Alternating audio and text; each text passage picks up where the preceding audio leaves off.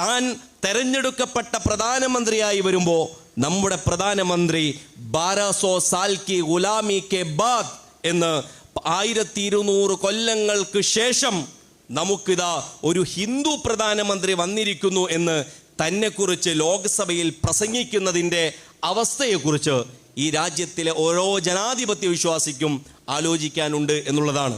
സംഘപരിവാർ ജബൽപൂർ വംശഹത്യക്ക് ശേഷം ഏറ്റവും അവസാനം വടക്ക് കിഴക്കൻ ദില്ലി വംശഹത്യ വരെ എത്തി നടത്തിയ 4000-ലധികം വരുന്ന ചെറുതും വലുതുമായ വംശഹത്യാ ശ്രമങ്ങളിലൂടെ ഉണ്ടാക്കിയെടുത്തത് മുസ്ലിം എന്ന് പറയുന്ന വില്ലനെയായിരുന്നു. മുസ്ലിം എന്ന് പറയുന്ന വില്ലനുമേൽ യഥാർത്ഥത്തിൽ കൂടുതൽ വില്ലത്തരം ആരോപിച്ചുകൊണ്ട് ചരിത്രത്തിലും അവരായിരുന്നു വില്ലന്മാരെന്ന് വീണ്ടും വീണ്ടും പറഞ്ഞുകൊണ്ട് ചരിത്രത്തിൽ അവരെക്കുറിച്ചുള്ള ഒരു സൽവാക്ക് പോലും ബാക്കിയാകരുത് എന്നുള്ള കൃത്യമായ ജീവിതത്തിൻ്റെ മൗലിക പ്രധാനമായ ചോദ്യങ്ങളിലൊന്നായി തങ്ങളുടെ സാമൂഹിക രാഷ്ട്രീയ നിർവഹണത്തെ മനസ്സിലാക്കിയ ആളുകൾ എന്നുള്ള നിലയിൽ ചരിത്രത്തിൽ തമസ്കരിക്കപ്പെട്ട പേരുകൾ എന്നുള്ള നിലയിൽ നമ്മളൊക്കെ പഠിച്ച ചരിത്രത്തിൽ ഇടം കെട്ടാത്തവരെന്നുള്ള നിലയിൽ സ്വാതന്ത്ര്യ സമരത്തിൻ്റെ ചരിത്രം പഠിക്കുമ്പോൾ നമ്മളൊക്കെ കേൾക്കുന്ന പേരുകളിൽ എവിടെയും പരാമർശിക്കപ്പെടാതെ പോയവരെന്നുള്ള നിലയിൽ തീർച്ചയായും നമ്മളുടെ അനുസ്മരണം അർഹിക്കുന്ന ഒരു കൂട്ടർ തന്നെയാണ് 1921 വിപ്ലവ സ്മരണയുമായി ബന്ധപ്പെടുത്തി നമ്മൾ പേർത്തും ഉദ്ധരിക്കുന്ന ഇത്തരം പേരുകൾ എന്ന് പറയുന്നത്. എന്തുകൊണ്ട് ഇന്ത്യൻ സ്വാതന്ത്ര്യ സമരത്തിൻ്റെ ചരിത്രത്തിൽ ഇവർക്ക് പേര് കിട്ടിയില്ല? എന്തുകൊണ്ട് ബോധപൂർവം ഇങ്ങനെയൊരു ചരിത്രം അവഗണിക്കപ്പെട്ടു? അതല്ലെങ്കിൽ ആ ചരിത്രത്തെക്കുറിച്ച് തന്നെ ബോധപൂർവമായ കുപ്രചരണം എങ്ങനെയുണ്ടായി?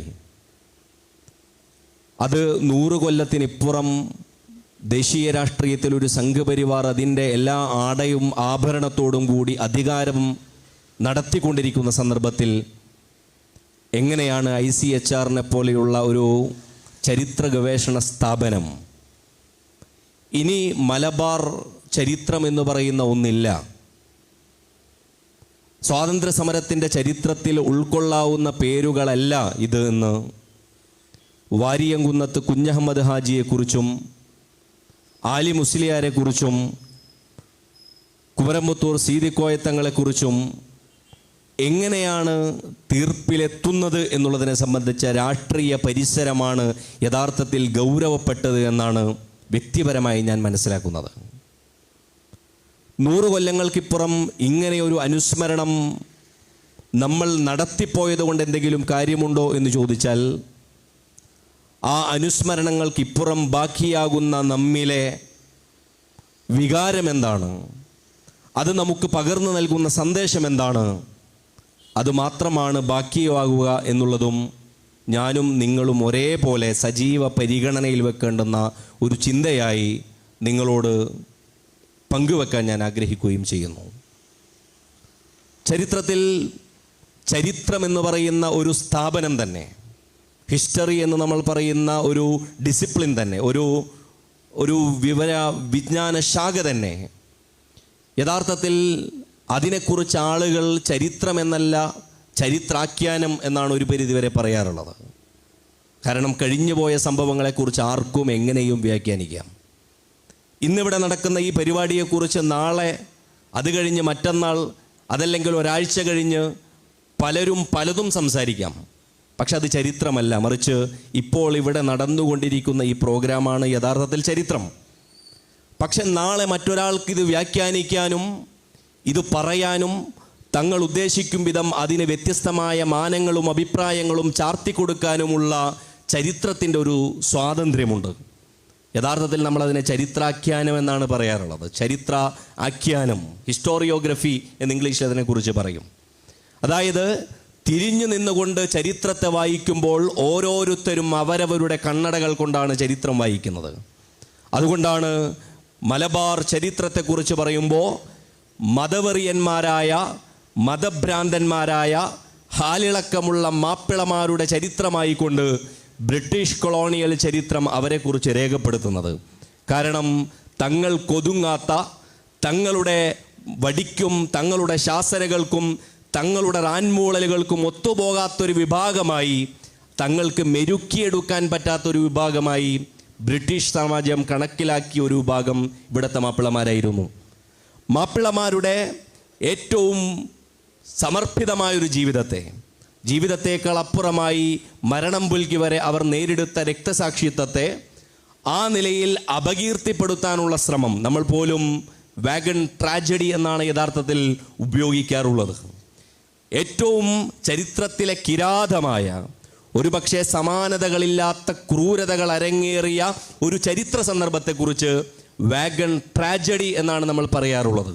ബോഗികളിൽ മനുഷ്യന്മാരെ കടലാസുകളും തുണികളും കുത്തിത്തിരുകുന്നത് പോലെ കണക്കെ അതിലേക്ക് തള്ളിത്തിരുകി അതിനുശേഷം സംഭവിച്ച എന്തോ ഒരു അബദ്ധമാണ്. ട്രാജഡി എന്നാൽ ദുരന്തമെന്നാണ്. യഥാർത്ഥത്തിൽ അത് ദുരന്തമായിരുന്നില്ല, മറിച്ച് അതൊരു മാസക്കറായിരുന്നു, അതൊരു കൂട്ടക്കൊലയായിരുന്നു. ബോധപൂർവം ഇവിടെ നിന്ന് കയറ്റി അയക്കുന്ന ഒരാളും ആ സ്റ്റേഷനിൽ ചെന്ന് ബാക്കിയാകരുതെന്നുള്ള മുൻവിധിയോടും കൃത്യമായ ധാരണയോടും കൂടി തന്നെ കയറ്റി അയച്ച ഒന്നിനെക്കുറിച്ച് ഒരിക്കലും ട്രാജഡി എന്ന് പറയാൻ പറ്റില്ല, മറിച്ച് അതൊരു മാസക്കറാണ്, അതൊരു കൂട്ടക്കൊലയാണ്, അതൊരു വംശഹത്യ പദ്ധതിയാണ്. ഇന്ത്യയിൽ സംഘപരിവാർ എന്ന് നടത്തിക്കൊണ്ടിരിക്കുന്ന, സംഘപരിവാറിന് കീഴിൽ സ്വതന്ത്ര ഇന്ത്യയിൽ ജബൽപൂർ കലാപം മുതൽ ഏറ്റവും അവസാനം വടക്ക് കിഴക്കൻ ഡൽഹിയിൽ നമ്മൾ 2020 ഫെബ്രുവരിയിൽ കണ്ട ഏറ്റവും അവസാനത്തെ കലാപമടക്കം, ആ കലാപത്തെക്കുറിച്ച് കലാപം എന്ന് പറയുന്ന വാക്കാണ് നമ്മൾ ഉപയോഗിക്കാറുള്ളത്. യഥാർത്ഥത്തിൽ കലാപം ഇന്ത്യയിൽ നടന്നിട്ടുണ്ടോ എന്ന് ചോദിച്ചാൽ കലാപങ്ങൾ നടന്നിട്ടില്ല എന്നാണ്, മറിച്ച് വംശഹത്യകൾ മാത്രമാണ് നടന്നിട്ടുള്ളത്. ജബൽപൂർ മുതൽ തുടങ്ങുന്ന വടക്ക് കിഴക്കൻ ഡൽഹി വരെ എത്തുന്ന കലാപങ്ങളെക്കുറിച്ച് ഞാൻ ഇൻവെർട്ടഡ് കോമയിൽ സംസാരിക്കാൻ ആഗ്രഹിക്കുന്നു. ഈ കലാപങ്ങളെക്കുറിച്ച് പഠിച്ചാൽ ഈ കലാപങ്ങളൊന്നും കലാപങ്ങളായിരുന്നില്ല, വംശഹത്യകളായിരുന്നു. ഇവിടുത്തെ മുസ്ലിം ന്യൂനപക്ഷത്തിന് നേരെ വളരെ കൃത്യമായ ആസൂത്രണത്തോടുകൂടി അലിഗഡിലും ഭീവണ്ടിയിലും മുറാദാബാദിലും അതുപോലെ തന്നെ ഹാഷിംപുറയിലുമൊക്കെ നടന്ന, ഗുജറാത്തിലും മുസഫർപൂരിലും ഏറ്റവും അവസാനം വടക്ക് കിഴക്കൻ ഡൽഹിയിലും നടന്ന കലാപത്തെ ആ കലാപം എന്ന് പറയുന്ന പദത്തിൽ ഒതുക്കി എത്ര മനോഹരമായിട്ടാണ് രണ്ടു ഭാഗങ്ങളായി നടന്ന ക്ലാഷാണ്, രണ്ടു ഭാഗങ്ങളും നടന്ന സ്പർദ്ധയാണ് എന്ന് വരുത്താനുള്ള ശ്രമം എങ്ങനെയാണ് നമുക്കിടയിൽ പോലും ചരിത്രബോധമുണ്ടെന്ന് കരുതുന്ന നമ്മളെപ്പോലും ആ കലാപം എന്ന് പറയുന്ന പദം എങ്ങനെയാണ് വീഴ്ത്തിക്കളയുന്നത് എന്ന് നമ്മൾ ആലോചിക്കേണ്ടതുണ്ട്. അതുകൊണ്ടാണ് കലാപം എന്ന് പറയുന്ന പദത്തിന് പകരം പോൾ ബ്രാസിനെ പോലെയുള്ള ആധുനിക ഇന്ത്യയിൽ നടന്നിട്ടുള്ള modern rights in modern India എന്ന് പറയുന്ന അദ്ദേഹത്തിൻ്റെ പുസ്തകത്തിൽ അദ്ദേഹം വിശദീകരിക്കുന്നുണ്ട്. ഇന്ത്യയിൽ ഒരിക്കലും തുല്യ ശക്തികൾ തമ്മിലുള്ള കലാപങ്ങൾ നടന്നിട്ടില്ല, മറിച്ച് മുസ്ലിം ബഹുൽ ക്ഷേത്രങ്ങളും മുസ്ലിം ചേരിപ്രദേശങ്ങളും മുസ്ലിം ആവാസ വ്യവസ്ഥകൾ കൂടുതലുള്ള പ്രദേശങ്ങളും നോക്കിക്കൊണ്ട് നടന്ന വംശഹത്യകൾ മാത്രമായിരുന്നു നടന്നിട്ടുള്ളത്. അതിനെ പക്ഷേ കലാപം എന്നുള്ള പേരിൽ അതിന് രണ്ടു പുറവും ഉണ്ടായിരുന്നു എന്നുള്ള കേവലമായൊരു ന്യായം ചമക്കൽ വളരെ പെട്ടെന്ന് തന്നെ മാധ്യമങ്ങളിലൂടെയും അതല്ലെങ്കിൽ അതിനുശേഷമുള്ള ചരിത്ര പുസ്തകങ്ങളിലൂടെയുമൊക്കെ വിറ്റുപോയി എന്നുള്ളതാണ് ഞാനും നിങ്ങളും അനുഭവിക്കുന്ന ഒരു പ്രതിസന്ധി. ഇത് തന്നെയാണ് മലബാർ കലാപത്തെ സംബന്ധിച്ചും നമ്മൾ മലബാർ വിപ്ലവമാണോ, മലബാർ സമരമാണോ, മലബാർ കലാപമാണോ എന്നുള്ളതിനെക്കുറിച്ച് വീണ്ടും വീണ്ടും ചർച്ച ചെയ്യുന്നത്. അതിന് വിപ്ലവാത്മകമായ മറ്റൊരു മുഖമുണ്ട് എന്നുള്ളത് നമുക്കറിയാം. കൊളോണിയൽ ചരിത്രം അതിനെക്കുറിച്ച് പരിചയപ്പെടുത്തുന്ന മതഭ്രാന്തന്മാരുടെ ചരിത്രം എന്നുള്ള ചരിത്രത്തെക്കുറിച്ച് നമുക്കറിയാം. ഇവിടുത്തെ ഇടതുപക്ഷ ചരിത്രകാരന്മാരടക്കമുള്ള ആളുകൾ പറയുന്ന കാർഷിക വിപ്ലവമായിരുന്നു അത് എന്നുള്ള വായനകൾ നമുക്കറിയാം. ഇങ്ങനെയുള്ള എല്ലാ വായനകളും ചരിത്രകാരന്മാരെന്നുള്ള നിലക്ക് ചരിത്രകാരന്മാരുടെ സ്വാതന്ത്ര്യമാണ്. ആർക്ക് വേണ്ടി ചരിത്രം എഴുതുന്നു, ആ ചരിത്രം ആരൊക്കെ തങ്ങൾക്ക് വേണ്ടി തങ്ങളുടെ വർത്തമാനകാല ലാഭങ്ങൾക്ക് വേണ്ടി ഉപയോഗിക്കുന്നു എന്നുള്ളത് ആ ചരിത്രത്തെ ഉപയോഗപ്പെടുത്തുന്നവരുടെ വെസ്റ്റഡ് ഇൻട്രസ്റ്റുമായി, സ്ഥാപിത താല്പര്യവുമായി ബന്ധപ്പെട്ട് കിടക്കുന്നു എന്നുള്ളതാണ് ഇതുമായി ബന്ധപ്പെട്ട് നമ്മൾ ആമുഖമായി തിരിച്ചറിയേണ്ടത് എന്ന് ഞാൻ വിശ്വസിക്കുന്നു. ഇങ്ങനെ മനസ്സിലാക്കുന്ന പക്ഷം ചരിത്രത്തെ നമുക്ക് നിരപേക്ഷമായി വായിക്കാൻ സാധിക്കുകയില്ല. ചരിത്രത്തെ നമുക്ക് എവിടെ നിന്നെങ്കിലും വായിക്കാൻ സാധിക്കുകയില്ല. ചരിത്രത്തെ മറ്റുള്ളവർ പറഞ്ഞു തന്ന് നമ്മൾ കാണാപ്പാഠം പഠിക്കണമെന്നുള്ള മറ്റുള്ളവരുടെ തിട്ടൂരങ്ങളെ നമ്മൾ സമ്മതിച്ചു കൊടുക്കാൻ തീരുമാനിച്ചിട്ടില്ല എന്നുള്ളതാണ് 100 കൊല്ലങ്ങൾക്കിപ്പുറം 2021 മലബാർ വിപ്ലവത്തെക്കുറിച്ചുള്ള സ്മരണകൾ ആർത്തിരമ്പിയ ഒരു വർഷം നമുക്ക് സമ്മാനിച്ചത് എന്ന് നമുക്കറിയേണ്ടതുണ്ട്.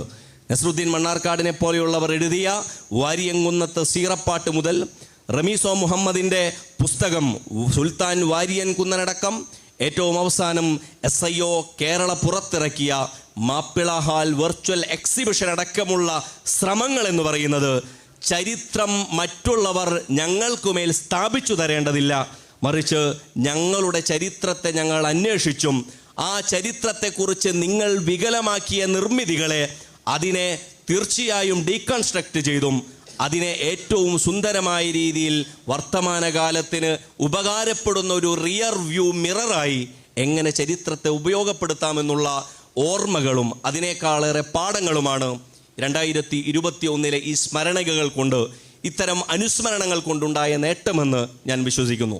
ഇതിങ്ങനെ മനസ്സിലാക്കേണ്ടുന്നതിൻ്റെ വളരെ പ്രധാനപ്പെട്ടൊരു വശം, ഇങ്ങനെ നമ്മൾ മനസ്സിലാക്കിയില്ലെങ്കിൽ നമ്മൾ പെട്ടുപോയേക്കാവുന്ന ഏറ്റവും വലിയൊരു ചതിക്കുഴി വെച്ചുകൊണ്ടാണ് മനസ്സിലാക്കേണ്ടത്, അതല്ലെങ്കിൽ നമുക്ക് ബോധ്യപ്പെടേണ്ടത് എന്നാണ് എനിക്ക് തോന്നുന്നത്. കാരണം ചരിത്രത്തിൽ നോം ചോംസ്കിയെ പോലെയുള്ളവർ അദ്ദേഹത്തിൻ്റെ കൂടെയുള്ള ഉദ്ധരണിയിൽ പറയാറുള്ള അലക്സാണ്ടറെക്കുറിച്ച്, അലക്സാണ്ടർ ലോകവിജയിയായ ദിഗ്വിജയിയായി ലോകം മുഴുക്കെ തൻ്റെ പര്യവേഷണവുമായി തൻ്റെ ജൈത്രയാത്രയുമായി തുടർന്നിരുന്ന ഒരു കാലഘട്ടത്തെക്കുറിച്ച് തൻ്റെ പുസ്തകത്തിൽ നോം ചോംസ്കി ഒരു കഥ ഉദ്ധരിക്കുന്നുണ്ട്. സെയിൻറ്റ് അഗസ്റ്റിനെ ഉദ്ധരിച്ചുകൊണ്ട് ചോംസ്കി പറയുന്നത് വളരെ മനോഹരമായൊരു കഥയാണ്. ഒരു കഥയിൽ അദ്ദേഹം പറയുന്നത് അലക്സാണ്ടറുടെ മുന്നിലേക്ക് ഒരു കടൽ കൊള്ളക്കാരനെ കൊണ്ടുവരുന്ന ഒരു ചരിത്രമാണ്. കടൽ കൊള്ളക്കാരൻ അലക്സാണ്ടറിന് മുന്നിൽ ഹാജരാക്കപ്പെടുന്നു. അലക്സാണ്ടർ കടൽ കൊള്ളക്കാരനോട് ചോദിക്കുന്നു, how dare you molest the whole sea, how dare you molest the whole sea, നിനക്കെങ്ങനെയാണ് ഈ സമുദ്രം, ഈ കടലാകെ കൊള്ളയടിക്കാനുള്ള ധൈര്യം നിനക്കെങ്ങനെയാണ് ഉണ്ടായത്? നല്ല ചോദ്യമാണ്. ഇന്നത്തെ കാലത്ത് ഭരണകൂടം നമ്മളോട് ചോദിച്ചുകൊണ്ടിരിക്കുന്ന ചോദ്യമാണ്. അതുകൊണ്ടാണ് ഭരണകൂടം പറയുന്നിടത്ത് നിൽക്കുക എന്ന് പറയുന്ന യുക്തിയെക്കുറിച്ചാണ് അന്നത്തെ ഒരു ചരിത്ര സന്ദർഭം വെച്ചുകൊണ്ട് ചോംസ്കി പറയുന്നത്. അലക്സാണ്ടർ ചോദിച്ചു, എങ്ങനെയാണ് നിനക്ക് ഈ ലോകം മുഴുവൻ എൻ്റേതാണെന്നറിഞ്ഞുകൂടെ? എങ്ങനെയാണ് എൻ്റെ കടലിൽ നിനക്ക് കക്കാനുള്ള, മോഷ്ടിക്കാനുള്ള ധൈര്യമുണ്ടായത്? അലക്സാണ്ടറോട് തിരിച്ചതിന് ഉത്തരമല്ല ഈ കടൽ കൊള്ളക്കാരൻ പറഞ്ഞത് എന്നാണ്, മറിച്ച് അദ്ദേഹം തിരിച്ചു ചോദിച്ച വളരെ മനോഹരമായൊരു ചോദ്യം ചരിത്രത്തിലുണ്ട്. How dare you molest the whole world എന്നാണ്. നിനക്കെങ്ങനെയാണ് ലോകത്തെ മുഴുവൻ കൊള്ളയടിക്കാനുള്ള ധൈര്യമുണ്ടായത് എന്നാണ്. ഞാനൊരു 5-6 കപ്പലുമായി അതല്ലെങ്കിൽ ബോട്ടുമായി ഈ സമുദ്രത്തിൽ നടത്തിക്കൊണ്ടിരിക്കുന്ന കൊള്ളയെ നീ ഒരു മഹാകൊള്ളയായി പറയുകയും നീ ലോകരുടെ സമ്മതത്തോടുകൂടി ലോകത്ത് മുഴുവൻ നടത്തിക്കൊണ്ടിരിക്കുന്ന കൊള്ളയെക്കുറിച്ച് അത് ജൈത്രയാത്രയെന്ന്, ലോകം കീഴടക്കിയെന്ന് നിന്റെ കൂടെയുള്ളവർ പറയുകയും ചെയ്യുന്നു. How dare you molest the whole world, ഈ ലോകത്തെ കൊള്ളയടിക്കാൻ നിനക്ക് എങ്ങനെ ധൈര്യം വന്നു? ഇത് ചരിത്രത്തിലൊരു ഘട്ടത്തിൽ ഒരു കൊള്ളക്കാരൻ അലക്സാണ്ടറിനോട് ചോദിച്ച ചോദ്യമാണ്.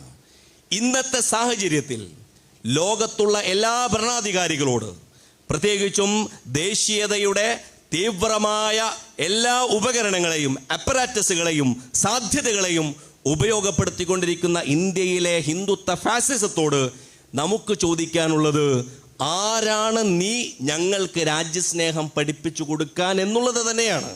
നമ്മളുടെ രാജ്യസ്നേഹത്തെക്കുറിച്ച്, നമ്മളുടെ ഇവിടുത്തെ നിലനിൽപ്പിനെക്കുറിച്ച്, എന്താണ് നിങ്ങളുടെ ചരിത്രം എന്നുള്ളതിനെക്കുറിച്ച്, എന്താണ് നിങ്ങളുടെ കയ്യിലുള്ള സർട്ടിഫിക്കറ്റ് എന്നുള്ളതിനെക്കുറിച്ച്, എന്താണ് ഇനിയും ഇവിടെ തുടരാൻ നിങ്ങളുടെ കയ്യിലുള്ള പ്രമാണപത്രങ്ങൾ ബാക്കിയുള്ളത് എന്നുള്ളതിനെക്കുറിച്ച് സംഘപരിവാർ ചോദിക്കുമ്പോൾ അതിനൊരു ഉത്തരവും പറയേണ്ടതില്ല എന്നുള്ളതാണ് യഥാർത്ഥത്തിൽ NRCയുടെയും CAAയുടെയും എല്ലാം പശ്ചാത്തലത്തിൽ ഒരു സമരോർജമായി മലബാർ വിപ്ലവത്തെക്കുറിച്ചുള്ള ഓർമ്മ ആലോചിക്കുമ്പോൾ ശരിക്കും അലക്സാണ്ടറിന് മുമ്പിൽ ആ കൊള്ളക്കാരൻ പറഞ്ഞ ഇത് ചോദിക്കാൻ നീ ആരടോ എന്നുള്ള ഒരു മറുചോദ്യം മാത്രം മതി എന്നുള്ളതാണ് ഇതിലെ യുക്തി എന്നാണ് ഞാൻ വിശ്വസിക്കുന്നത്.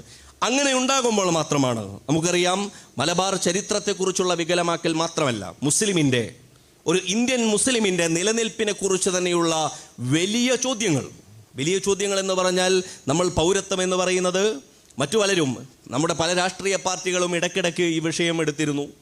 അവരുടെയൊക്കെ വിചാരം ഇപ്പോൾ കഴിഞ്ഞു, NRCയുടെയും CAAയുടെയും ഒക്കെ കാലം കഴിഞ്ഞു, എല്ലാവരും പിരിഞ്ഞുപോയി, ഇനി ബാക്കിയുള്ളവരൊക്കെ അടുത്ത വിഷയത്തിലേക്ക് പോകും എന്നുള്ളതാണ്. പക്ഷേ ഇന്ത്യൻ മുസ്ലിമിനെ മാത്രം പുറത്ത് നിർത്തിക്കൊണ്ട് നമ്മൾ പണ്ട് പറഞ്ഞിരുന്ന ഇവിടുത്തെ ന്യൂനപക്ഷങ്ങൾ എന്ന് പറയുമ്പോൾ അക്കൂട്ടത്തിൽ മുസ്ലിങ്ങളുണ്ട്, ക്രിസ്ത്യൻസ്, സിഖുകാർ, ബുദ്ധന്മാർ, ജൈനന്മാർ, പാർസികൾ, മുസ്ലിങ്ങൾ, ഇങ്ങനെയൊക്കെയാണ് നമ്മൾ ന്യൂനപക്ഷങ്ങളെക്കുറിച്ച് പറയാറ്. പക്ഷെ ന്യൂനപക്ഷങ്ങളിൽ പോലും നിങ്ങളില്ല എന്നാണ് CAA നമ്മളോട് പറയുന്നത്. കാരണം മൈനോറിറ്റീസ് എന്നുള്ള ഗണത്തിൽ നിങ്ങളെ ചുറ്റുപാടിൽ നിന്ന് വരുന്ന അഫ്ഗാനിസ്ഥാനാകട്ടെ, പാകിസ്ഥാനാകട്ടെ, ബംഗ്ലാദേശ് ആകട്ടെ, ഈ രാജ്യത്തെ മൈനോറിറ്റി എന്നുള്ള ഗണത്തിൽ നിങ്ങൾ ഉൾപ്പെടുത്തുക സാധ്യമല്ല എന്നാണ്. അവിടെയാണ് നമുക്ക് കനപ്പെട്ട കുറേ ചോദ്യങ്ങളും കുറേ ബോധ്യങ്ങളും ഉണ്ടായി പുതിയ സാമൂഹിക രാഷ്ട്രീയ ഭാഷ വികസിപ്പിച്ചുകൊണ്ട് മുസ്ലിം സമൂഹത്തിന് മുന്നോട്ട് പോകാനുള്ളത്. തീർച്ചയായും അത്തരം സന്ദർഭങ്ങളിൽ ഈ 100 കൊല്ലങ്ങൾക്കപ്പുറമുള്ള ഓർമ്മ ഒരു സമരോർജമാണ്. സംഘപരിവാറിനെതിരെയുള്ള മുന്നോട്ടുള്ള പോരാട്ടത്തിലും മുന്നോട്ടുള്ള പ്രയാണത്തിലും അടങ്ങാത്ത ഒരു ആവേശമായി തീർച്ചയായും ഇത് നമുക്ക് ബാക്കിയുണ്ടാകും എന്നുള്ള കാര്യത്തിൽ ഒരു സംശയവുമില്ല. സംഘപരിവാർ ചോദിച്ചുകൊണ്ടിരിക്കുന്ന ഒരു ചോദ്യം, നിങ്ങൾ ഇവിടെ ലയിക്കാൻ തയ്യാറുണ്ടോ എന്നുള്ളതാണ്. വഖാലല്ലദീന കഫറൂ ലിറുസുലിഹിം ലനുഖ്രിജന്നകും മിൻ അർളിനാ ഔ ലതഊദുന്ന ഫീ മില്ലത്തിന. കാലവും കോലവും ഭാഷയും ഭരണവും ഒക്കെ മാറിയിട്ടുണ്ടാകുമെങ്കിലും ചോദിച്ചുകൊണ്ടിരിക്കുന്ന ചോദ്യം പണ്ട് പ്രവാചകന്മാരോട് ചോദിച്ച അതേ ചോദ്യമാണ്. അതായത് ലനുഖ്രിജന്നകും മിൻ അർളിന, നിങ്ങളെ ഈ നാട്ടിൽ നിന്ന് നമ്മൾ പുറത്താക്കും. ഇത് പണ്ട് പ്രവാചകന്മാരോട് കൊടിയ നിഷേധികളായ ആളുകൾ പറഞ്ഞ വാക്കായിട്ടാണ് വിശുദ്ധ ഖുർആൻ പരിചയപ്പെടുത്തുന്നത്. ലനുഖ്രിജന്നകും മിൻ അർളിന, നിങ്ങളെ ഈ നാട്ടിൽ നിന്ന് പുറത്താക്കും. പിന്നീട് ഒരു ഓപ്ഷൻ ഉള്ളത് ഔ ലതഊദുന്ന ഫീ മില്ലത്തിന, അല്ലെങ്കിൽ നിങ്ങൾക്കുള്ളൊരു ഓപ്ഷൻ ഞങ്ങൾ പറയും പോലെ ഞങ്ങളുടെ മില്ലത്തിൽ, കുഫറിൻ്റെ മില്ലത്തിൽ, അൽ കുഫ്റു മില്ലത്തുൻ വാഹിദ എന്ന് പറഞ്ഞതുപോലെ അത് സംഘപരിവാർ മാത്രമല്ല ആ യുക്തി പറയുന്നത്. സംഘപരിവാറിൽ നിന്ന് ആരൊക്കെയാണോ നമുക്ക് സംരക്ഷണം തരാമെന്ന് പറയുന്നത്, അങ്ങനെയുണ്ട്. മുസ്ലിങ്ങൾക്ക് കുറേ രക്ഷകന്മാർ ഇറങ്ങിയിട്ടുള്ള കാലവുമാണ്. എല്ലാവരും രക്ഷാകർത്തൃത്വം സ്വയം നിലയ്ക്ക് ഏറ്റെടുത്തുകൊണ്ട് പറയുന്നത് മുസ്ലിങ്ങൾക്ക് സംരക്ഷണം തരും, മുസ്ലിങ്ങൾക്ക് ആരും പ്രത്യേകിച്ച് സംരക്ഷണം കൊടുക്കേണ്ടതില്ല. ഇന്ത്യയിലെ പൗരന്മാരെന്നുള്ള നിലയിൽ ഏത് പൗരന് എന്തവകാശമുണ്ടോ ആ അവകാശം മാത്രമാണ് ഇന്ത്യൻ മുസ്ലിമിന് ലഭിക്കേണ്ടതുള്ളൂ. NRC കാലത്തും CAA കാലത്തും ഇന്ത്യൻ മുസ്ലിമിന് ലഭിക്കേണ്ടത് കൂടുതൽ ഉറപ്പും കൂടുതൽ ജാമ്യങ്ങളുമല്ല, ഭരണഘടന ഉറപ്പ് നൽകുന്ന സാമാന്യ ജാമ്യം മാത്രമാണ്, സാമാന്യ സ്വാഭാവിക അവകാശങ്ങൾ മാത്രമാണ്. ഇത് തിരിച്ചറിയേണ്ടത് അടിസ്ഥാനപരമായി ഒന്നാമത് ഇരയാക്കപ്പെടുന്ന ഈ സമുദായമാണ്. അതേസമയം ഈ സമുദായത്തോട് ഈ നിലയിൽ ബഹിഷ്കൃതരാക്കപ്പെടുകയും അതല്ലെങ്കിൽ ആട്ടിയോടിക്കപ്പെടുകയും ചെയ്യുന്ന രീതിയിൽ സംഘപരിവാർ കഴിഞ്ഞ ദിവസം ഹരിദ്വാറിൽ കേട്ടത് വേണമെങ്കിൽ കൊന്നുകൊണ്ട് എന്നാണ്. ഒരു മതസ്ഥാപനത്തിൻ്റെ മേലധ്യക്ഷന്മാർ അതല്ലെങ്കിൽ മതസ്ഥാപനത്തിലെ ഏറ്റവും ഉയർന്ന പുരോഹിതന്മാർ എന്ന് ഗണിക്കാവുന്ന ആളുകളാണ് ജനാധിപത്യത്തിൽ പരസ്പരമുള്ള ഡീലുകളെ, ധാരണകളെ ഒത്തൊരുമിപ്പിക്കാൻ നമ്മൾ കണ്ടുപിടിച്ച ഒരു കേന്ദ്ര സ്ഥാപനത്തെക്കുറിച്ചാണ് യഥാർത്ഥത്തിൽ നമ്മൾ ഭരണഘടന എന്ന് പറയാറുള്ളത്. ഈ രാജ്യത്തെ എല്ലാ പൗരന്മാരും ഒരേപോലെ തുല്യരായ ഒന്ന് എന്നുള്ള നിലയിലാണ് ഭരണഘടനയിൽ, ആ നിലയിൽ ഇവിടുത്തെ മുസ്ലിമും ഇവിടുത്തെ ക്രിസ്ത്യാനിയും ഇവിടുത്തെ ഹൈന്ദവനും ഇവിടുത്തെ മതമുള്ളവരും മതമില്ലാത്തവനും എല്ലാവരും ചേർന്ന് ഒരേപോലെ അതിനെ അടിസ്ഥാനമാക്കിയിട്ടാണ് പ്രവർത്തിക്കുന്നതെങ്കിൽ, അതിനെ അടിസ്ഥാനപ്പെടുത്തിയിട്ടാണ് ഇവിടുത്തെ ലെജിസ്ലേഷൻ ഉള്ളതെങ്കിൽ, ഇവിടുത്തെ ജുഡീഷ്യറി ഉള്ളതെങ്കിൽ, ഇവിടുത്തെ പോലീസും അതല്ലെങ്കിൽ ഇവിടുത്തെ ഗവൺമെൻറ് സംവിധാനങ്ങളും മറ്റ് ബ്യൂറോക്രസിയും ഉള്ളതെങ്കിൽ, നമുക്ക് യഥാർത്ഥത്തിൽ ചരിത്ര സന്ദർഭങ്ങളെ തന്നെ ഉദ്ധരിക്കാതെ തന്നെ നമുക്ക് പറയാവുന്ന ഒന്ന്, ഇത്തരം അധിക ജാമ്യങ്ങളൊന്നും മുസ്ലിം സമൂഹം ആ നിലയിൽ ആവശ്യപ്പെടുന്നില്ല എന്നുള്ളതാണ്. അതുകൊണ്ട് മുസ്ലിം സമൂഹത്തിന് കൂടുതൽ സംരക്ഷണം ഞങ്ങൾ കൊടുക്കുന്നു എന്നുള്ളൊരർത്ഥത്തിൽ ഒരു നോക്കുകൂലി ആവശ്യപ്പെടുന്ന ഒരു രീതി നമ്മൾ കേരളത്തിലെ പുരോഗമന ഇടതുപക്ഷം എന്ന് പറയുന്ന ആളുകളിൽ നിന്ന് നമ്മൾ അധികം ഒരു ലെവി കൊടുക്കേണ്ടുന്ന ഒരു ബാധ്യത മുസ്ലിങ്ങൾക്കുള്ളതായി നമുക്ക് അനുഭവപ്പെട്ടിട്ട് കുറച്ച് സമയമായിട്ടുണ്ട്. ഫാഷിസത്തിൽ നിന്ന് രക്ഷിക്കാനുള്ളത് ഞങ്ങളാണ് എന്നുള്ള രീതിയിൽ ഒരു അധിക ലെവി കൊടുക്കേണ്ടുന്നൊരു പ്രശ്നം അങ്ങനെ ഒന്നുണ്ടെങ്കിൽ ആ ലെവി നിങ്ങൾക്ക് കൊടുക്കുന്നതിനേക്കാൾ സംഘപരിവാറിന് കൊടുത്ത് ജീവിക്കുന്ന മുസ്ലിങ്ങൾ തന്നെ അനവധിയുള്ളൊരു കാലത്താണ് ഞങ്ങൾ ഇത് പറയുന്നത് എന്നുള്ള ഒരു ബോധ്യമെങ്കിലും ഒരു സാമാന്യ ധാരണയെങ്കിലും അവർക്കുണ്ടാകണമെന്ന് ഈ സന്ദർഭത്തിൽ സോളിഡാരിറ്റി ഉണർത്താൻ ആഗ്രഹിക്കുകയാണ്. അതുകൊണ്ട് നമ്മുടെ രാജ്യം നമുക്കറിയാം, ആ രാജ്യത്തെ ലോകത്ത് നമ്മൾ ഗ്ലോബലൈസേഷൻ ആഗോളവൽക്കരണം വന്നൊരു കാലത്ത് നമ്മൾ വിചാരിച്ചിരുന്നത് അത് ഏതെങ്കിലും ഒരു ബോട്ടിലിൻ്റെ പ്രശ്നം, അതല്ലെങ്കിൽ ഏതെങ്കിലും ഒരു പ്രൊഡക്റ്റിൻ്റെ പ്രശ്നം, അതല്ലെങ്കിൽ FDIയുടെ പ്രശ്നം, അതല്ലെങ്കിൽ നേരിട്ടുള്ള വിദേശ നിക്ഷേപത്തിൻ്റെയൊക്കെ പ്രശ്നമായിട്ടാണ് മനസ്സിലാക്കിയതെങ്കിൽ നമ്മൾ അതേസമയം അതിൻ്റെ മറ്റൊരു ഗുണമായി കണ്ടിരുന്നത് ലോകത്ത് മനുഷ്യരൊക്കെ ഒരു പരിധിവരെ പരസ്പരം അങ്ങോട്ടും ഇങ്ങോട്ടും ഒരുമിച്ചിരിക്കാനും ചേർന്നിരിക്കാനും ഒത്തിരിക്കാനും ലോകത്ത് വ്യത്യസ്ത ദേശങ്ങളും രാജ്യങ്ങളും എന്നുള്ള അതിർത്തികൾ മാഞ്ഞുപോയി തങ്ങളൊരു സഹോദരന്മാരാണ് എന്നുള്ള നിലയിൽ ഒരുമിച്ചിരിക്കാനുമുള്ള സാധ്യതകളാണ് ആഗോളവൽക്കരണങ്ങൾക്ക് ഉണ്ടാവുക എന്ന് അതിൻ്റെ പോസിറ്റീവ് വശമായി ചിലപ്പോഴൊക്കെ നമ്മൾ പറഞ്ഞു കേട്ടിരുന്നു. പക്ഷെ സംഭവിച്ചത് അതല്ല എന്ന് മാത്രമല്ല, വളരെ തീവ്രമായി അത് ഉൽപ്പന്നങ്ങളുടെ വിപണി മാത്രം ലക്ഷ്യമാക്കിയ ചില ഇൻവെസ്റ്റ്മെൻറ്റുകളുടെ മാത്രം പരിധിയിൽ അത് ഒതുങ്ങിപ്പോവുകയും ലോകത്ത് ശക്തമായ രീതിയിൽ ദേശീയത എന്ന് പറയുന്ന സ്ഥാപനം ഇരിപ്പുറപ്പിക്കുകയും ചെയ്തൊരു കാലത്താണ് നമ്മളുള്ളത്. അതുകൊണ്ടാണ് ഇന്ത്യയെക്കുറിച്ച് കേൾവിയില്ലാത്തൊരു ചരിത്രം നമ്മൾ പുതുതായി കേട്ടു തുടങ്ങുന്നത്. ഇന്ത്യയെക്കുറിച്ച് താൻ തെരഞ്ഞെടുക്കപ്പെട്ട പ്രധാനമന്ത്രിയായി വരുമ്പോൾ നമ്മുടെ പ്രധാനമന്ത്രി 1200 സാൽ കി ഗുലാമി കെ ബാദ് എന്ന് 1200 കൊല്ലങ്ങൾക്ക് ശേഷം നമുക്കിതാ ഒരു ഹിന്ദു പ്രധാനമന്ത്രി വന്നിരിക്കുന്നു എന്ന് തന്നെക്കുറിച്ച് ലോക്സഭയിൽ പ്രസംഗിക്കുന്നതിൻ്റെ അവസ്ഥയെക്കുറിച്ച് ഈ രാജ്യത്തിലെ ഓരോ ജനാധിപത്യ വിശ്വാസിക്കും ആലോചിക്കാനുണ്ട് എന്നുള്ളതാണ്. സംഘപരിവാർ ജബൽപൂർ വംശഹത്യക്ക് ശേഷം ഏറ്റവും അവസാനം വടക്ക് കിഴക്കൻ ദില്ലി വംശഹത്യ വരെ എത്തി നടത്തിയ 4000-ലധികം വരുന്ന ചെറുതും വലുതുമായ വംശഹത്യാ ശ്രമങ്ങളിലൂടെ ഉണ്ടാക്കിയെടുത്തത് മുസ്ലിം എന്ന് പറയുന്ന വില്ലനെയായിരുന്നു. മുസ്ലിം എന്ന് പറയുന്ന വില്ലനുമേൽ യഥാർത്ഥത്തിൽ കൂടുതൽ വില്ലത്തരം ആരോപിച്ചുകൊണ്ട് ചരിത്രത്തിലും അവരായിരുന്നു വില്ലന്മാരെന്ന് വീണ്ടും വീണ്ടും പറഞ്ഞുകൊണ്ട് ചരിത്രത്തിൽ അവരെക്കുറിച്ചുള്ള ഒരു സൽവാക്ക് പോലും ബാക്കിയാകരുത് എന്നുള്ള കൃത്യമായ ധാരണയോടും വിഷലിപ്തമായ പ്രചരണങ്ങളോടും കൂടി മുന്നോട്ട് പോകുമ്പോൾ തീർച്ചയായും ചരിത്ര കുതുകികൾക്ക് മാത്രമല്ല, അക്കാദമിക സർക്കിളുകളിലുള്ളവർക്ക് മാത്രമല്ല, മുസ്ലിം സമൂഹത്തെ ശ്രവിക്കുന്നവർക്ക്, മുസ്ലിം സമുദായം എന്നുള്ള നിലയിൽ അവരെക്കുറിച്ചുള്ള അപസർപ്പക കഥകളും വ്യാജ നിർമ്മിതികളും കൂടെ കേൾക്കുന്നവർക്ക് നമ്മൾ അവരോട് പറയുന്നു, മുസ്ലിം സമുദായത്തെക്കുറിച്ച് പഠിക്കാൻ അവർക്കും ബാധ്യതയുണ്ട് എന്നുള്ളതാണ്.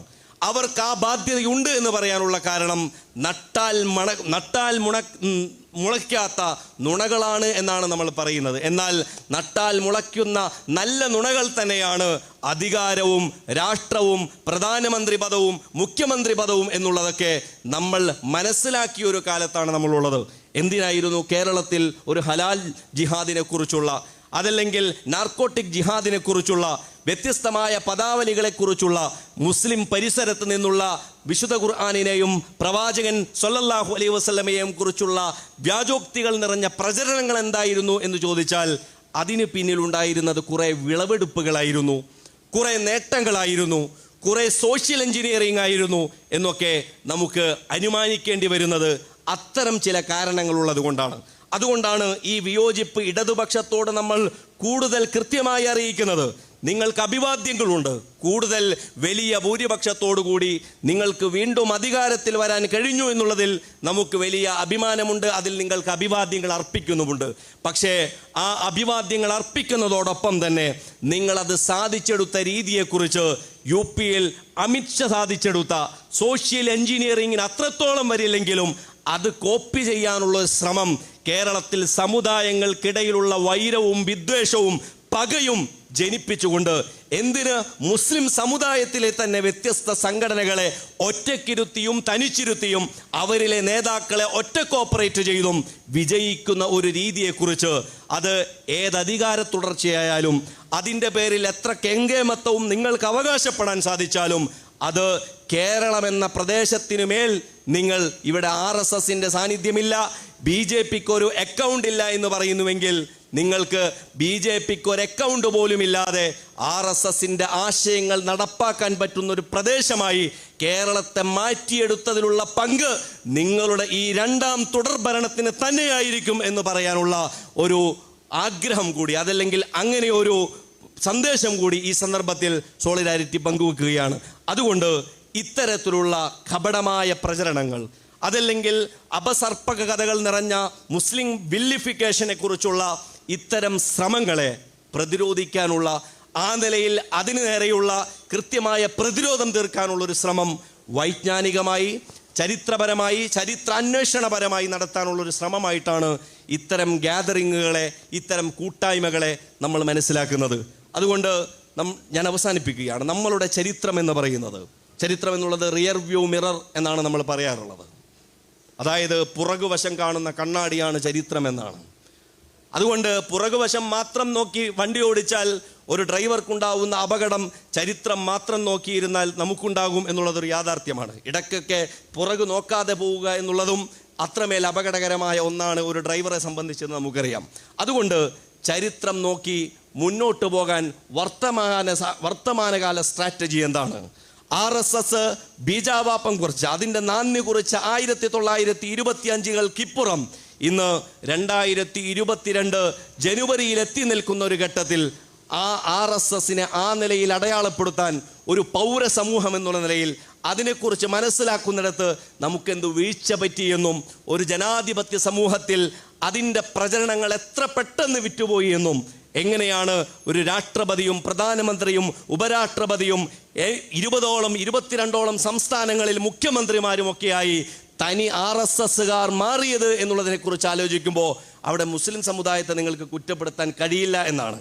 അവരെ ആ നിലയ്ക്ക് എത്തിയിട്ടുണ്ടെങ്കിൽ, അവരെ ആ നിലയ്ക്ക് അധികാരത്തിൽ എത്തിച്ചിട്ടുണ്ടെങ്കിൽ ഇവിടത്തെ പൗരസമൂഹത്തിനും അതിന് പങ്കുണ്ട് എന്നും, ആ പൗരസമൂഹത്തിന് ആ തെറ്റുതിരുത്താൻ ബാധ്യതയുണ്ട് എന്നും, ആ അധിക ബാധ്യത അവരിൽ ചുമത്താൻ ഞങ്ങൾ ആഗ്രഹിക്കുന്നുവെന്നും ഈ സന്ദർഭത്തിൽ പറയാൻ സോളിഡാരിറ്റി ആഗ്രഹിക്കുകയാണ്. വിശ്വാസത്തിൻ്റെ അഭിമാന സാക്ഷ്യം, വിമോചനത്തിൻ്റെ പാരമ്പര്യം എന്ന ടൈറ്റിലിന് കീഴിൽ സോളിഡാരിറ്റി അതിൻ്റെ സംസ്ഥാന സമ്മേളനം പ്രഖ്യാപിച്ചിരിക്കുകയാണ്. വിശ്വാസത്തെ നെഞ്ചിലേറ്റി ഒരു നേരം പോലും അതിൻ്റെ പേരിൽ ഒരു ക്ഷമാപണ മനസ്ഥിതിയോടുകൂടി ഒരു സ്വരം പോലും ഉയരാതെ നോക്കി, അതിൻ്റെ പേരിൽ അഭിമാനത്തോടുകൂടി മാത്രം ജീവിച്ച്, അതിൻ്റെ പേരിൽ മരണം വരേക്കും സാക്ഷ്യം നിർവഹിച്ച്, വേണമെങ്കിൽ ജീവിതവും വേണ്ടി വന്നാൽ ജീവനും ആ മാർഗത്തിൽ തന്നെ കൊടുക്കുന്നതിൽ അഭിമാനിക്കുന്ന ഒരു വിശ്വാസിയുടെ പ്രതിനിധാനത്തെ ഇസ്ലാം പറഞ്ഞു കൊടുക്കുന്നുണ്ട്. ചരിത്രത്തിലെ നമ്മളുടെ ശുഹദാക്കളെക്കുറിച്ച്, മാപ്പിള ശുഹദാക്കളെക്കുറിച്ച് നമ്മൾ അവരുടെ പ്രേരണയും പ്രചോദനവും അതായിരുന്നു എന്ന് തന്നെയാണ് മനസ്സിലാക്കുന്നത്. വിമോചനത്തിൻ്റെ പാരമ്പര്യമായി നമ്മൾ അവരെ കാണുന്നു. അതല്ലെങ്കിൽ നൂറ്റാണ്ടിനിപ്പുറം നമ്മൾ ഇവിടെ നിൽക്കുമ്പോൾ അവരുടെ പ്രേരണകളെ, അവരുടെ പ്രചോദനങ്ങളെ പുതിയ കാലത്തേക്കുള്ള സമരോർജവും ആവേശവുമായി നമ്മൾ നമ്മിലേക്ക് ഏറ്റെടുക്കുന്നു എന്ന് പറയുന്ന പ്രതിജ്ഞയാണ് ഈ സന്ദർഭത്തിൽ ഉണർത്തുന്നത്. അല്ലാമ മുഹമ്മദ് ഇക്ബാലിൻ്റെ വളരെ മനോഹരമായൊരു കവിത നമ്മളുടെ സ്കൂൾ കുട്ടികൾ പോലും ഓതി കൂടെ പേർത്ത് പറയാറുണ്ട്. അതായത് സാരേ ജഹാസെ അച്ഛാ ഹിന്ദു സിത്ത ഹമാര ഹംബുൽ ബുലേഹ് ഇസ്കി ഏ ഗുലിസ്ത ഹമാര എന്നൊക്കെ നമ്മൾ പറയാറുണ്ട്. അതായത് ഇന്ത്യയുടെ ദേശീയ ഗീതമായി, ദേശീയ ഗാനത്തിന് ശേഷം ദേശീയ ഗീതമായി നമ്മൾ പറഞ്ഞു കേട്ട് പോരുന്ന സാരേ ജഹാസെ അച്ഛ. എന്നാൽ സാരേ ജഹാസെ അച്ഛ എഴുതിയ അതേ ഇക്ബാൽ തന്നെ സംഘപരിവാറിനോട് പറഞ്ഞ, സംഘപരിവാർ ആഗ്രഹിക്കുന്ന മുസ്ലിം വിഭാടനത്തെക്കുറിച്ച, മുസ്ലിം ഉന്മൂലനത്തെക്കുറിച്ച സിദ്ധാന്തത്തിന് തരാനെ മില്ലി എന്ന് പറയുന്ന അദ്ദേഹത്തിൻ്റെ കവിതയിൽ അദ്ദേഹം വിശദീകരിക്കുന്നുണ്ട്. ഏ ആബറൂദെ ഗംഗാ वो दिन है याद तुझको उतरा तेरे किनारे जब कारवा हमारा. ए आबरूद गंगा അല്ലയോ ഗംഗാ ജലാശയമേ, वो दिन है याद तुझको നിനക്ക് ആ കാലങ്ങളും ആ സമയങ്ങളും ഓർമ്മയുണ്ടോ? ഉത്തരാ തെരേ കിനാരെ ജബ് കാറുവ ഹമാര നിന്റെ ഓളങ്ങളിൽ, നിന്റെ തീരങ്ങളിൽ ഈ കാർവാൻ, ഈ യാത്രാ സംഘം ഇവിടെ വന്നിറങ്ങിയ, ഇസ്ലാമിൻ്റെ സന്ദേശം വന്നിറങ്ങിയ ഒരു സമയത്തെക്കുറിച്ച് ഓർമ്മയുണ്ടോ എന്ന് പുതിയ കാലത്ത് സംഘപരിവാറിനോട് അതേ ഇക്ബാൽ തന്നെ ചോദിക്കുന്നുണ്ട്. അതുകൊണ്ട് തൗഹീദ് കി അമാനത്ത് സീനോ മെഹെ ഹമാരെ, വിശ്വാസത്തിൻ്റെ ചടുലമായൊരു സാക്ഷ്യം, അതിൽ അടിപതറാത്തൊരു ബോധ്യം ഞങ്ങളുടെ ഹൃദയങ്ങളിൽ അടക്കം ചെയ്തിട്ടുണ്ട്. അതുകൊണ്ട് ആസാൻ നഹി മിട്ടാന നാമോ നിഷ ഹമാര, അത്രയൊന്നും എളുപ്പത്തിലങ്ങ് നിങ്ങൾക്ക് തേച്ച് മായ്ച്ച് കളയാൻ പറ്റുന്ന ഒന്നല്ല ഞങ്ങളുടെ ചരിത്രമെന്ന് നിങ്ങൾ ബോധ്യപ്പെടേണ്ടതുണ്ട്.